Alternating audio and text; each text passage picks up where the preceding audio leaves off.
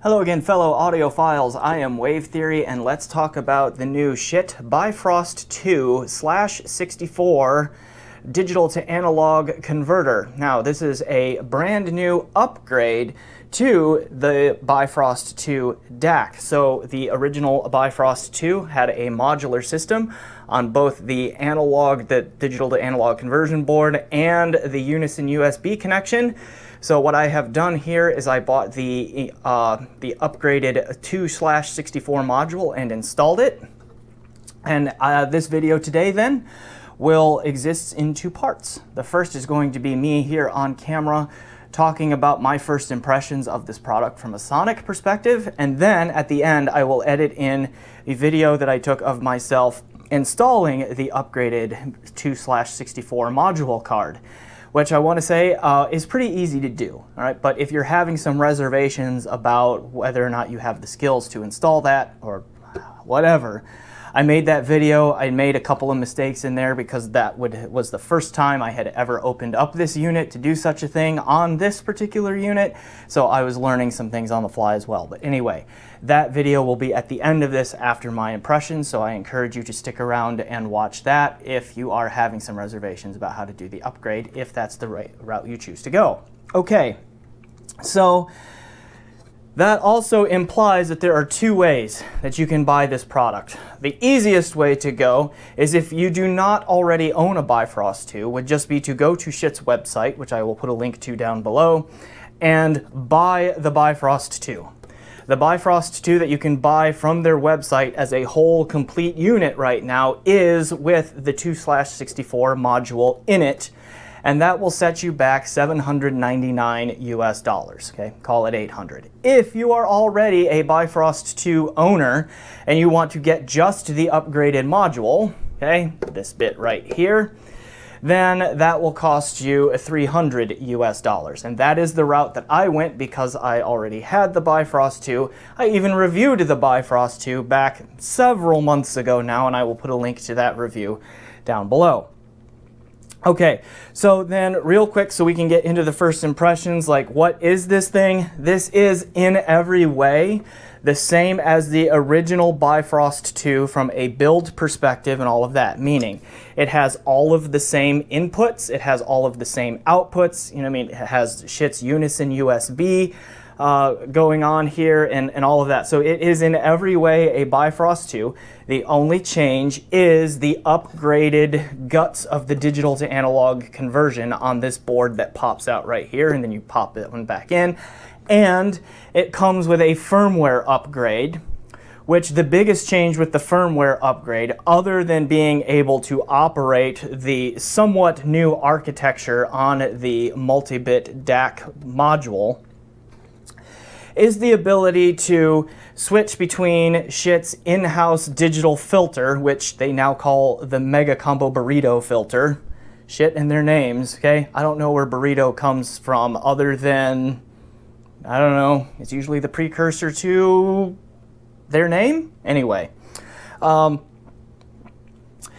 Or you can run it in NOS mode, non-oversampling mode. Okay, so that is one new feature that comes with the upgraded firmware. But other than those two things, the new board that does the digital to analog conversion and the new firmware, this is in every other way the same as the original Bifrost 2.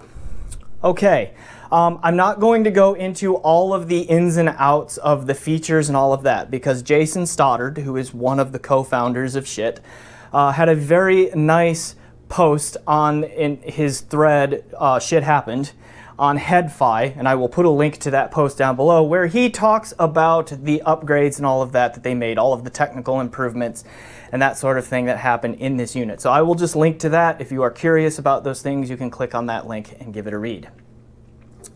All right, another thing that I want to get out of the way real quick is on the HeadFi Bifrost 2 thread, there have been some reports of people who are experiencing some distortion playing 96 kilohertz sampling rate files through the new 2/64 module.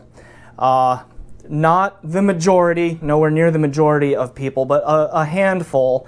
And so I have created a spreadsheet where people can compile the issues that they're having. So even if your Bifrost 2/64 unit is working perfectly, please fill out that spreadsheet, and I will put a link to that in the description down below.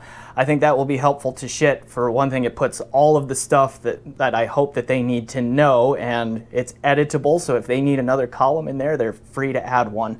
Okay. In one spot, so they can just look through and see what's working, what's not. So again, I don't think this is anywhere near a majority of people who are having this issue. I have not had any problems with this unit at all. It has worked perfectly for me, but there are enough out there that I think there are probably a bug in the USB connection that needs to be fixed. So anyway, please consider filling out that spreadsheet, to which I will put a link below. Okay. So let's get to what you are looking for and expecting, and that is the sound impressions. I like it. Okay, I was a big fan of the original Bifrost 2. I thought it had a slightly neutral warm tuning. It was very fun. It had a lot of macro dynamic impact for it, like particularly in the bass. There was a lot of physicality in the low end of the original Bifrost 2. I thought it had amazingly good timbre for its price point, and it also did spatial presentation really well. It had a not excessively, but a decently wide soundstage with a fair amount of height, and it had a really good imaging and separation within that soundstage too. So, I mean, to me, three common strengths of Schiit's house sound that I hear in all of their units is that they have those things. They tend to have excellent macro dynamics, they tend to have excellent timbre, and they have a very good spatial presentation. All of those are in here. They do have a couple of different sound signatures throughout their line. One of them is kind of that neutral warm, which gives that kind of a stereotypical tubey kind of quality to the sound, where it's just a little warmer and slightly thicker than neutral. And I thought the OG Bifrost 2 had that. You hear that on their Asgard 3 amp. You hear it from the single-ended output of the Jotunheim 2, and so forth. Then they have a more studio neutral kind of tuning, which can be heard on their Madia stack, which is from the balanced output of their Jotunheim 2 amp. Well, we're not going to count Magnus because that's a completely different thing. Okay, but like they have those two different kinds of tunings in their house sound. I think that what the Bifrost 2/64 has done here, and again, these are first impressions, so I reserve the right to change my mind and roll back any of these claims.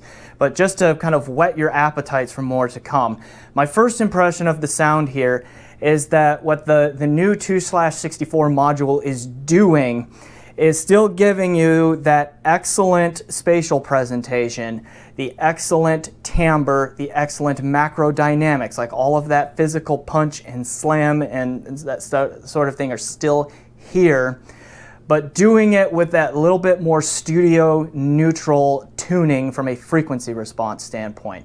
Like I get the impression that the overall frequency range is just a bit more neutrally tuned on this upgraded unit. Hey, but all of that other stuff is there, but I think it's even better than the original Bifrost 2. Like the macro dynamics that one is at least as good. But the spatial presentation, I think, is actually improved and sharpened a little bit. Not to where it's etched or anything, it just feels a little bit more convincing and real to me.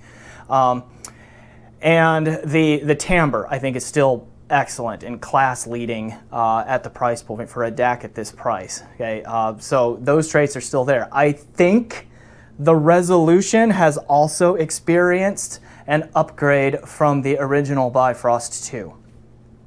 Okay, and one of the reasons that I say that is because of that improved spatial presentation with the enhanced imaging and separation. I think those traits overlap with detail retrieval, particularly micro detail retrieval, to some degree. So I think that's one reason why I can say that there. I also think that there's a little bit more treble extension here than on the original unit. Like there's just a little bit more air. But at the same time, the treble, the top end, is also much more controlled. Like for example, I have some headphones that I commonly use that can get very sharp and very sibilant in the treble. The Beyerdynamic DT880 600 ohm, for example, the Lawton or the Foztex TH900 with Lawton Purple Heart chambers on it. Just two examples there. Well, even my Hi-Fi-Man HE1000 V2. All of those at times on the wrong source gear can get quite hot and sharp in the treble. It stands out to my mind and to my recollection that the Bifrost 2/64 here is doing a better job with the treble control, going less sharp, less sibilant, less often than the original Bifrost 2, just exhibiting more treble control, despite the fact that it also has just a little bit more treble presence, I think. Okay, so that's pretty remarkable, I think, if that ends up turning out to be true over the length of the full review. Now, as far as any differences between the oversampling mode, which uses what Schiit calls their mega combo burrito, or the non-oversampling mode, I am hearing a difference between those two. So far, I think I do like the mega combo burrito a little bit better. But that's a very early impression, and I haven't had a ton of time to really switch back between those two before I pushed this first impressions out.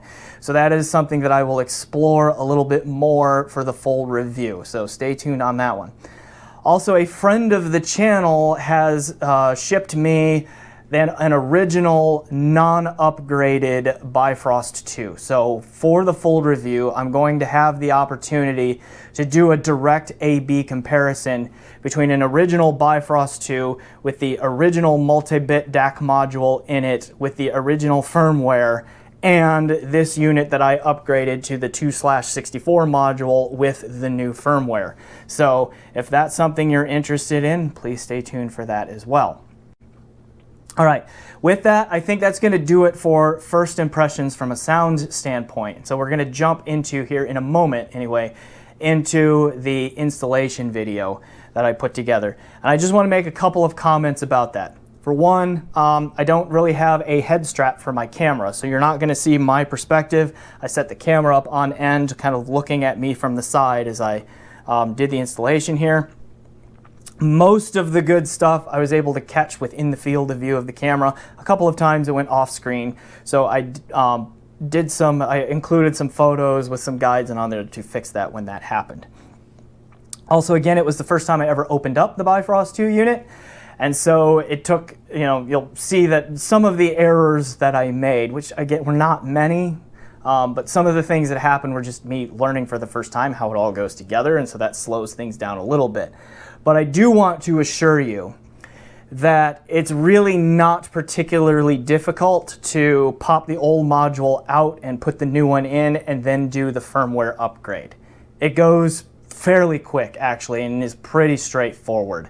The modular construction here of the Bifrost 2 was well thought out and well done and paid dividends with this upgrade. Okay, so I will just leave it there.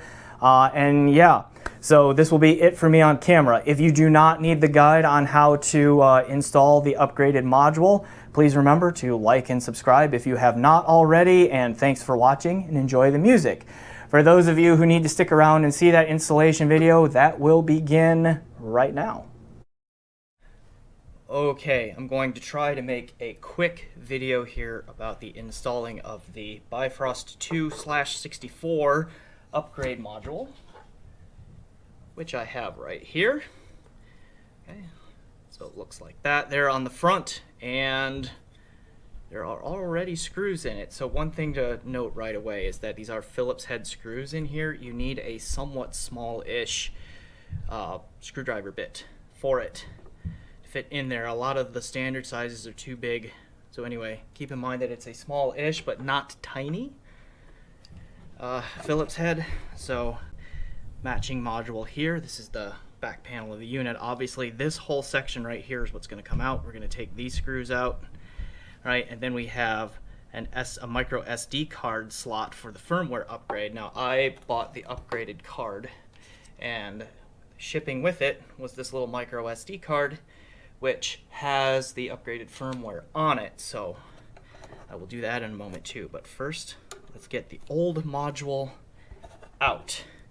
And depending on how long this takes, I may cut this part of the video because I don't think you need to watch me take screws out. Okay, all that might be is hilarious, but we'll see how it goes. Alright, I will keep these screws handy. As I said, the new unit has screws in it already, so I don't know if these need to be saved or not. Oh, one thing I can tell already is depending on where you take these screws out of, they have slightly different lengths and shapes to them, so it's probably good that it has the screws already in it. Did not know that. I have never taken this out before, so that could be useful information to some. Don't drop any. Okay? Dropping tiny screws like this, they tend to get lost.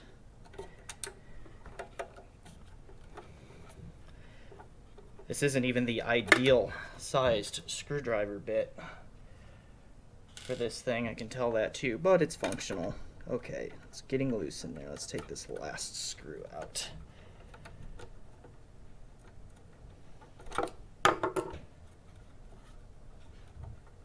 It's one of the longer ones. Okay. Alright, and then ideally, this just slides right out. Just a little bit of resistance. Yep, but yeah. Clips right into place, but then just slides right out. So, old module. Set that off to the side here. I don't know if this will show up on the camera. Probably not, but down in there I can see the slots where the new module goes. It's much like swapping out a PCI card on a computer, if you've ever done that.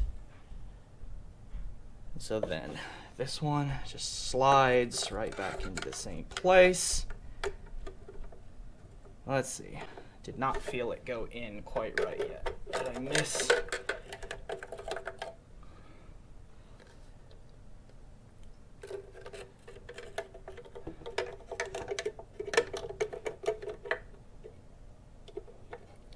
Okay. My guess is the screws. No, that doesn't feel like it's in yet. Okay. I'm going to pause the video and stick this in. I can tell this might be a little bit of a finicky part. So, oh, hang on. To get it here. Ah, okay. So it does take just a little bit the right finagle, but I'm pretty sure maybe not.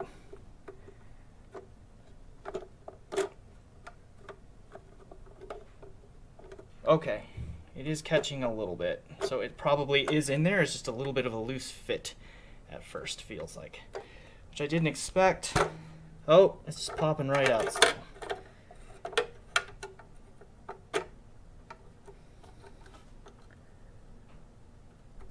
Let's see.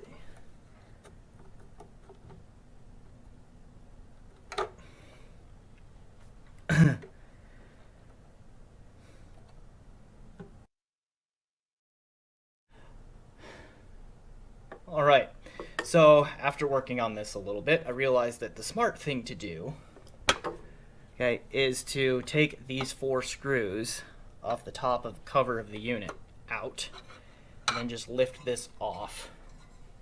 And that will help you slip the new module into this kind of PCI card-like slot inside the unit. So line that up, and then yeah, it just pops right into place there nicely. And the other thing that I noticed when I did this is that you don't actually need to take out all of the screws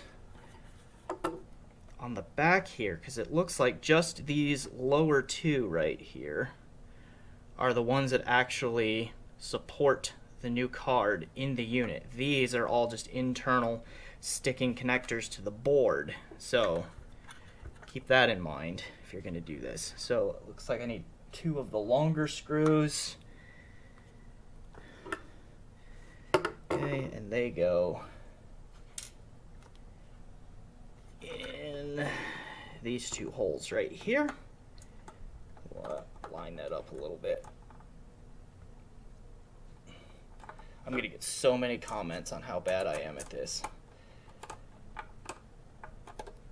It's gonna be an army of people that are like, learn how to use a screwdriver. Okay.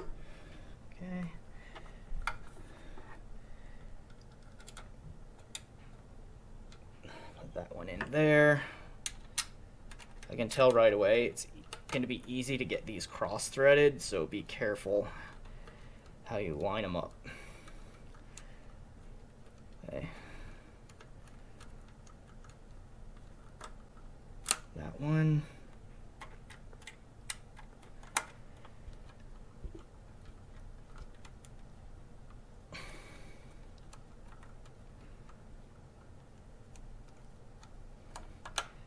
Okay, that's nice and snug. Yeah, okay. Now, the module is plugged into the appropriate slot here. It is firmly secured into place without wobbling around. Now I'll put the top of the unit back on. By the way, if anyone wants to see inside of a Bifrost 2, there it is. I hope that all got in the shot there. Okay, when you pop this front panel off, the front button just falls out. It's just held in there when this top panel is put in place. Okay. Sorry, that was loud. Comes right off of there. Okay, that's the button right there. So when you put that back on, put the black side here to the inside. So in other words, just the silver part coming out there. Then gently put this back into place. Okay, button is in place, good.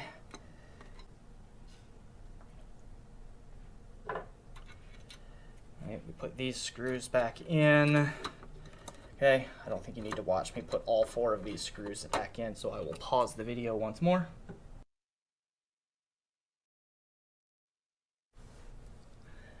Okay, the cover is back on the unit.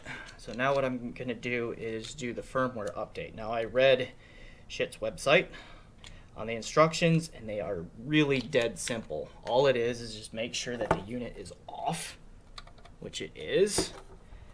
Okay, then you stick the little included micro SD card in the micro SD card slot. Boy, that just completely fell in. I'll be taking the cover off to fish that out again. Wow. All right, so that's a snag that we could hit. I'll be back. All right, quick little phone video because you just saw that micro SD card fall completely inside the unit, which I'm sure a bunch of you laughed about, but that's something to be aware of when you do this, which is one of the reasons why I'm making this video. I don't know how well this will show up, but I will try get it in the light there. You can see maybe that the little micro SD card slot on my unit is not completely lined up with the slot in the chassis, whatever. And so that's why I missed. So just pay careful attention on your unit if you're going to do this and see what happens with that. So I'm going to stick that in there, and then we will restart the firmware update process. All right.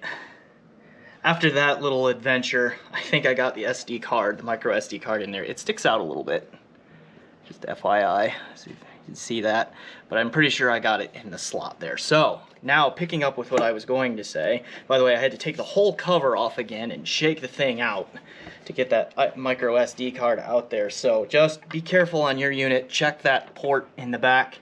Make sure that you get it lined up when you stick that in there instead of pulling a wave theory and just sticking it in there blindly and losing the micro SD card inside the unit. Okay, I have a power cord here, which I'm just going to put in because Schiit says all you need to do is, with the unit off, put the micro SD card in, make sure there's power obviously, okay, turn the unit back on, and then apparently this light on the front is going to dance around, and when it settles on an input, you're ready to go. So let me power it on.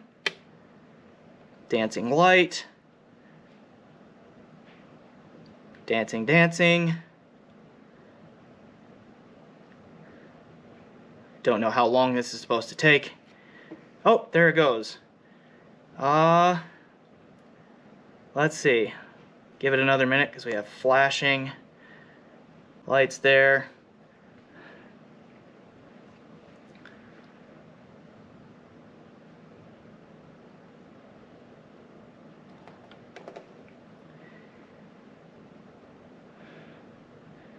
Looks like, my guess is it settled on USB there, and then now it's on optical. My guess is it's solid is going to go to coax.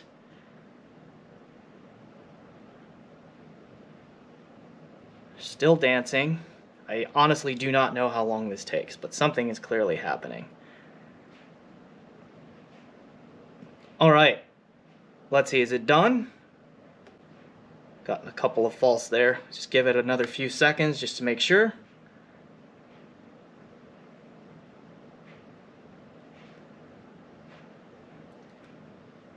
Alright, yes, that to me looks like it is settled on the USB input. So I am going to stop this video and go plug this into my system and make sure that it is working. It is supposedly good to go at this point. Alright, I hope you found this upgrade video, even my flubs, helpful. Alright, I don't know where I will stick this in, but enjoy the music, everyone.